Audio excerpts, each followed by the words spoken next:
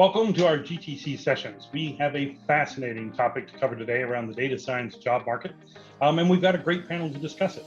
Joining us today, we have Kate Calo from NVIDIA, Lenny Eisler from HP, and Eddie Newland from SFL Scientific. So we all know that there has just been an incredible demand for data science talent, and that demand exists across multiple industries.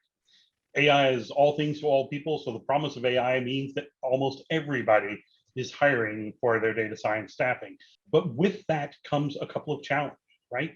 First off, how to train the workforce. This is a challenge that we're seeing both domestically and internationally, as Kate will give us some insights to.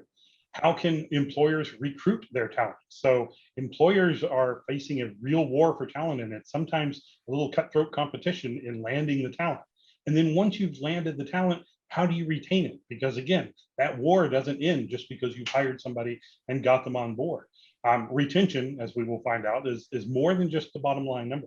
There's a lot more that goes into it. There's motivation, there's the challenge. Let's start with the explosion, as I mentioned, in AI, ML, and data science and the war for talent.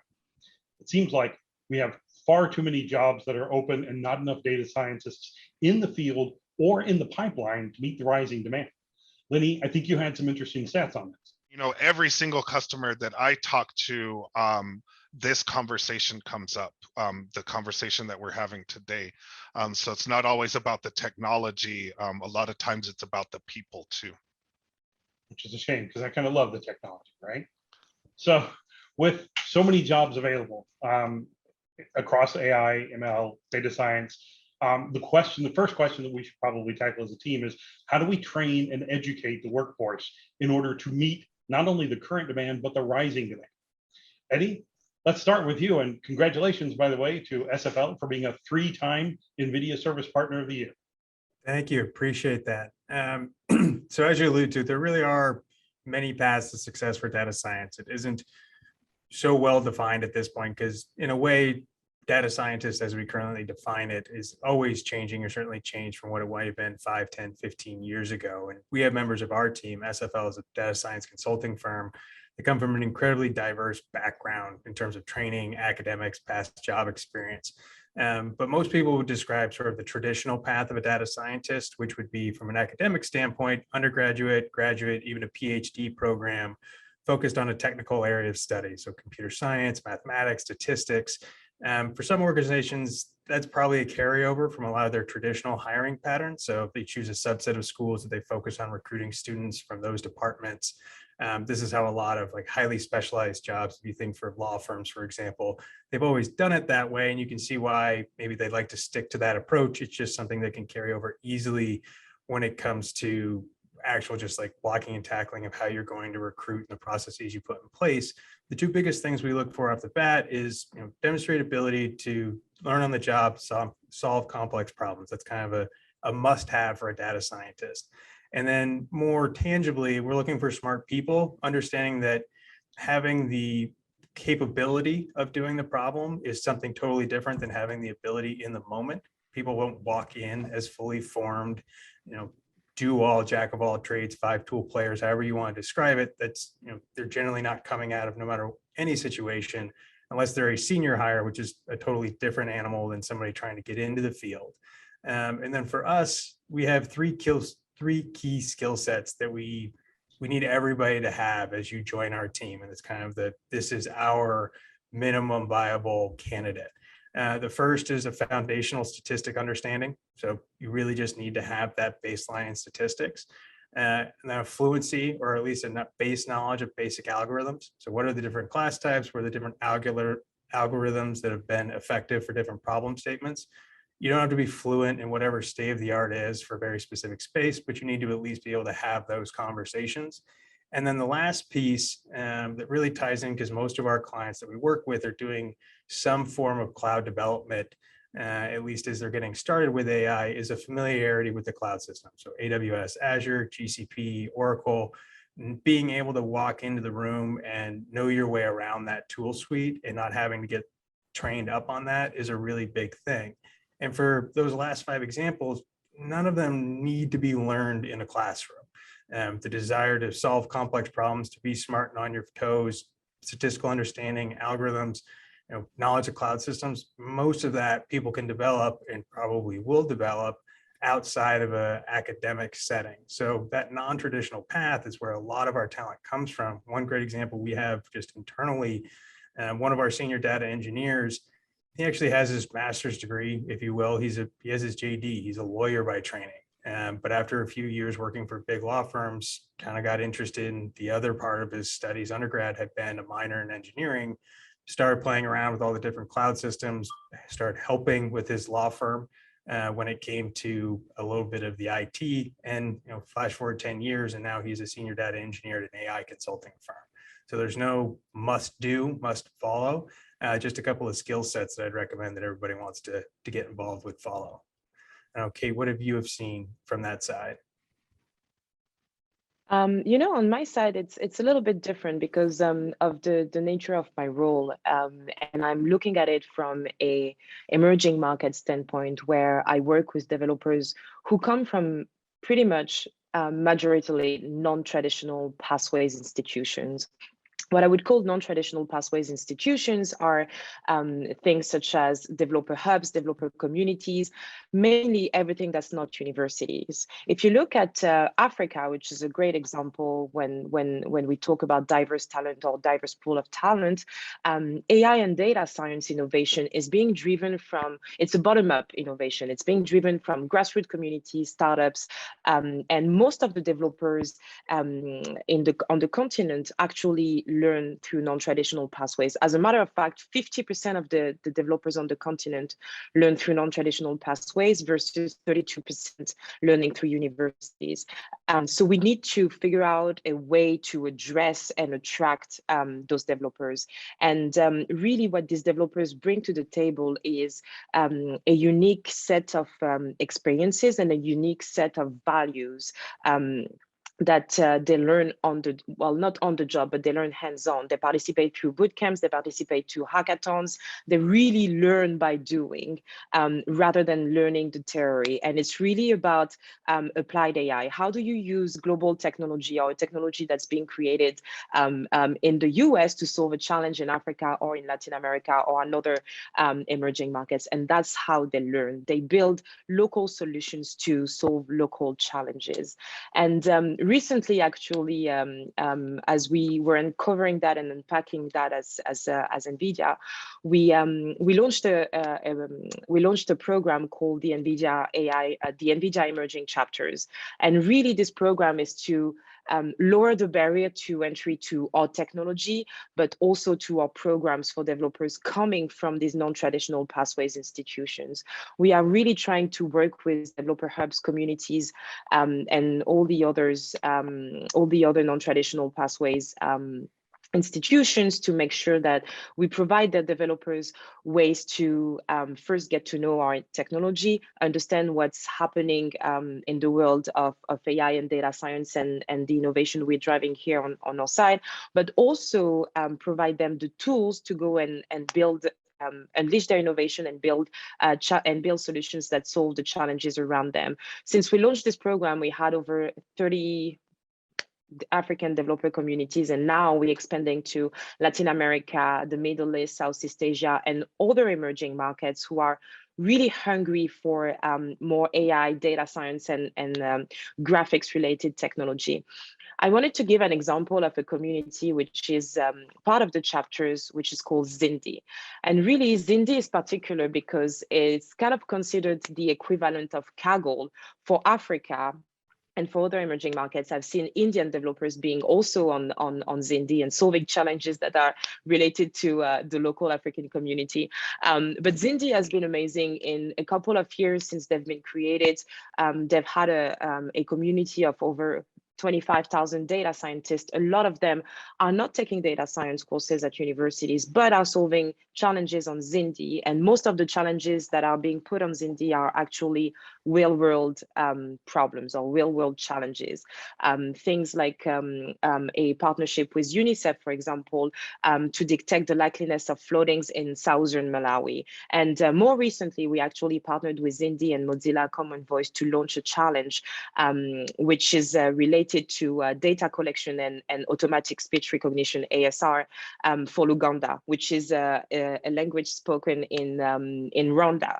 So in Uganda, sorry. So you see how these when you see how these developers are coming together using using skills that they haven't learned at universities to solve challenges which are completely mind-blowing and create solutions which are applicable to emerging countries, it's really amazing. And I really do think that we need, as a technology sector and as technology companies, we need to make all possible to enable and really lower the barrier to entry to our technology and our tools. Lenny, what about you? What is your perspective on this? Yeah, so I have an interesting perspective because I get to see it all.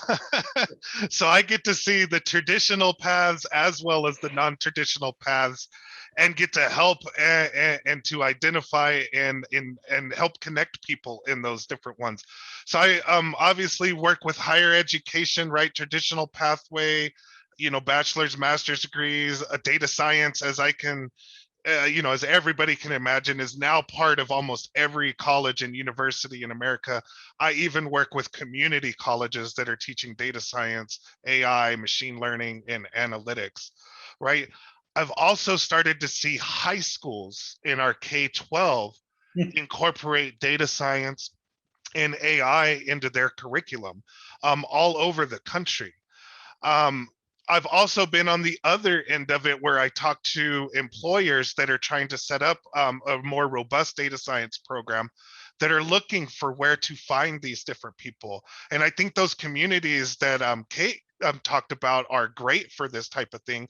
Here in the US, Kaggle is pretty big. And what I tell our students to do is make sure that you have a Kaggle profile. Have a book within Kaggle of what you're doing and what you can do. Also within Git and GitHub, have a profile within there of different things that you can do. And I tell, you know, customers that are looking for people, hey, this is a great place to look at people that have solved problems similar to the problems that you're having. And to what Kate was saying earlier, right, with Zindi in Africa, that's a great way for people to look at traditional as well as non-traditional problem solvers, right? People that have shown their ability to solve problems in those areas are great people to hire to solve problems in those areas, right? So I get to kind of see it all, and I do see a great deal of that non-traditional type of development as well as the traditional happening, and some of it actually being combined together, which is really cool as well. You know, there is no one right answer. Obviously, we see, you know, from what Eddie's talking about, you kind of need a balance of show me you can do it, but also have the underpinnings. I won't say the theoretical underpinnings, although I think that's a key part to it as well. But there's a base set of knowledge and capabilities that traditionally you get through the university path. But then to Kate's point, there's a lot of real world problems that get real world solutions that completely bypass the quote unquote traditional path.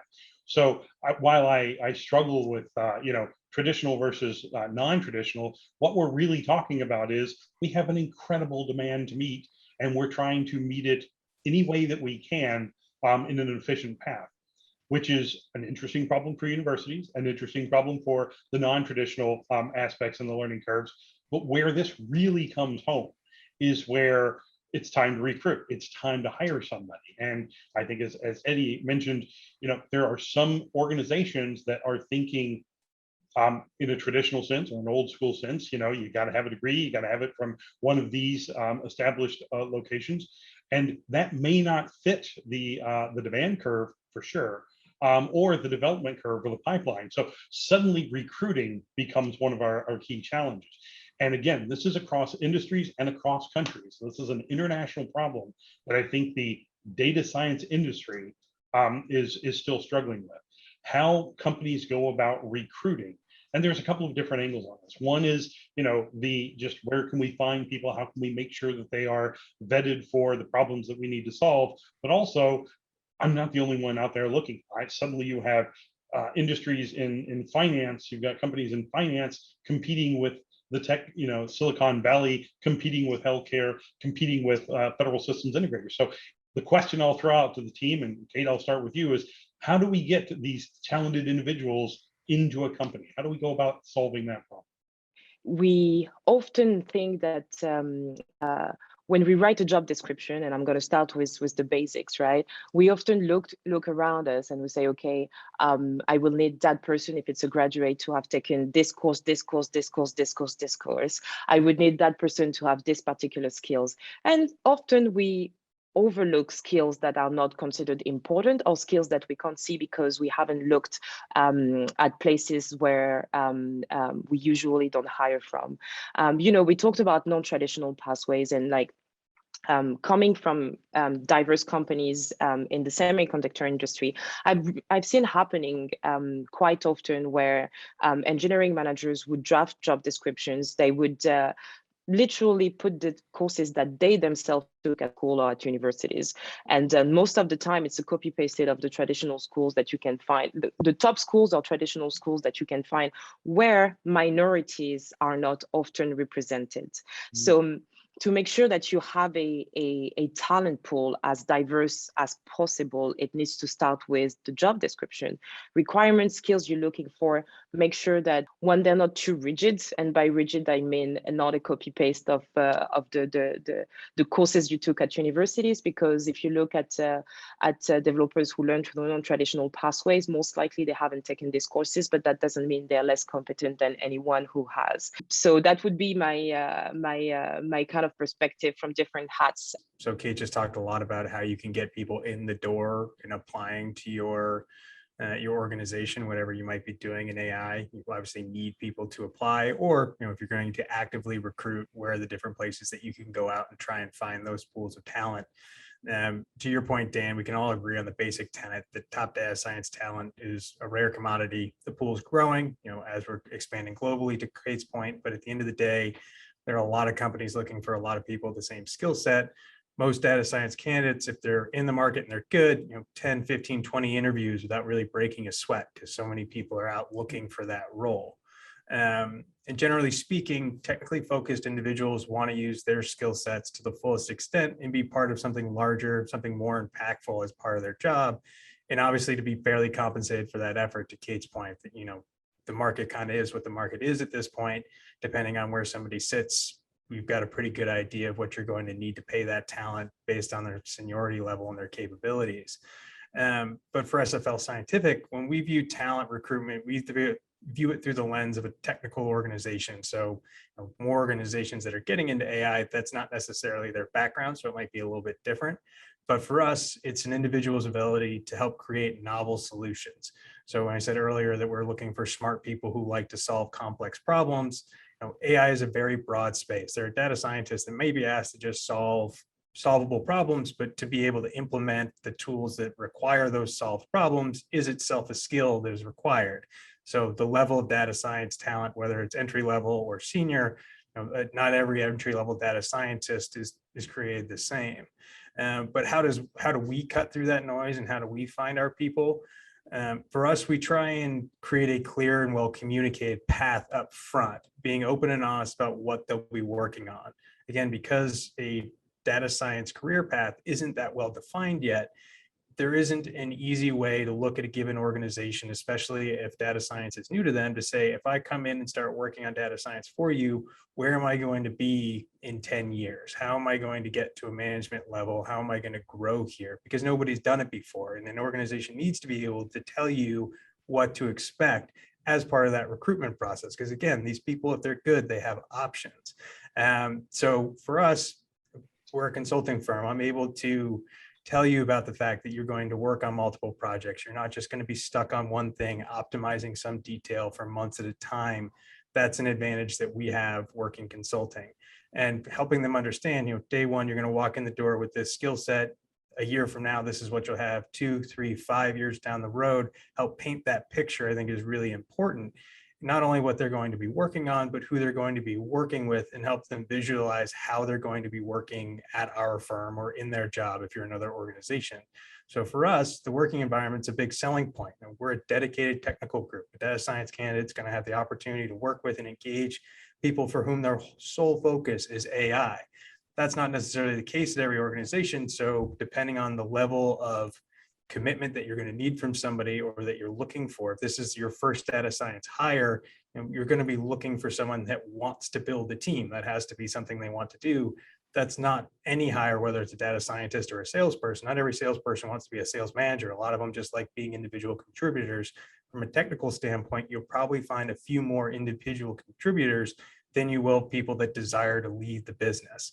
And one last piece, I guess, that we talk about that I think is really important when it comes to technical project work is the project ownership. So there are a lot of lead data scientists on a project where they want to be able to make the decisions and they want to be able to guide the direction of the project. And for our team, again, we have a technical lead that will help, who's been there, that has seen a lot of these problems, but as the individual contributor working and leading that data science effort, you get to make those decisions. The better you perform, the more autonomy you receive. So, I played sports in college. I think about like, what is it that I was looking for a coach to tell me that had me intrigued to go play for their school? It's similar for that here with data scientists of these people have options. So what about your firm or your organization is going to be different? It's going to help them succeed. For us, we focus really on painting that picture of helping them visualize what their life will be like at SFL and why that's going to be the best for their skills and for their career growth, depending on whatever their goals are down the line. So we talked about, the pipeline. We talked about the various ways that we can find new data science talent, and the war for talent is something that's going to be facing us for years to come. I don't think this is going to magically go away. Even if we were to fill up all the pipelines and retool the HR way of looking at things, we still have a pretty interesting challenge from an industry perspective, from an AI and data science field perspective, that this is still going to be a problem. Talent is going to be a problem. Recruiting the talent is going to be a problem. But now, once you've landed them, you then have to keep them engaged. And I think, Eddie, you talked a bit about this as far as making sure that they see what their career path is and that they're going to be focused on a specific area. Kate, you mentioned making sure that they've got a good idea of what they have going on to maintain that retention. Let's talk a little bit more about the retention aspect. So I'm a company, I've landed a great talent, I've got them up and running, we got them the best hardware, the best software, everything's running out of the door, got them up and running. Now I have to worry about the other companies that I just beat coming back and trying to, steal my talent. So Lenny, let's talk a little bit about how you go about or how you have seen companies be successful in retaining their top tier data science staff. I think, having a definite career path, what your career choices are, like Eddie had said before, is super important. And I think we've alluded to this a little bit, but I think that sense of accomplishment is a big thing. You're working towards the same goal. You feel like you're part of something bigger than yourself, that you're solving real world problems, that you're interested in the things that you're doing, that you feel even as an individual contributor that you're contributing to the accomplishment of something, and you know what that something is. And I think if everybody's excited and on the same wavelength with that and working towards the same goal and knows what that goal is and feels like they're accomplishing something, that's an easy way that you can keep people there, because they want to continue and they want to see what the result is and they want to see that problem get solved and get on to the next one with that same team. So I think that sense of accomplishment and kind of that culture that you have, and letting, we call them natural born problem solvers, right? Or what data scientists really are, right? They're natural born problem solvers.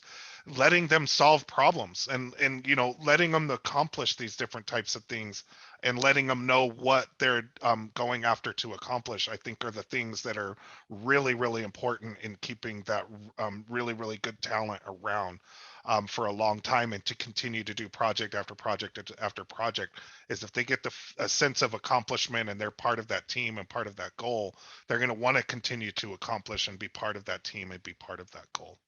But what we need to make sure is when we hire talent which comes from diverse backgrounds, we need to highlight them that being different and being diverse is good, is valuable, and that they are valued because our world is diverse. And for me, I have a very simple formula. Diverse team equals diverse product equals better products, because those products are actually truly reflective of our world. And, you know, we work in technology, and when we build AI-based or data science-based systems, they're actually a reflection of ourselves. So for me, that's how you build a high-performing team and a better product. And you really need different perspectives for your organization. We did an experiment. We gave a Jetson Nano to a developer in San Francisco, and they came up with like an AI based app that analyzes your yoga poses. So in COVID, it's very relevant because when you can't have, in the COVID times, you can't have in-person yoga classes. So that app is going to analyze if your yoga pose is correct or not. But then you give the exact same system to a developer in Kenya, and they're going to build a wildlife monitoring and conservation system. So for me, innovation is happening in different places differently. We need to highlight that, but also make sure that we hire developers who comes from different perspectives. So really, I'd like to encourage organizations to look for different perspectives and build more inclusive and diverse teams, which are truly reflective of the diversity of the world, of our world today. Absolutely.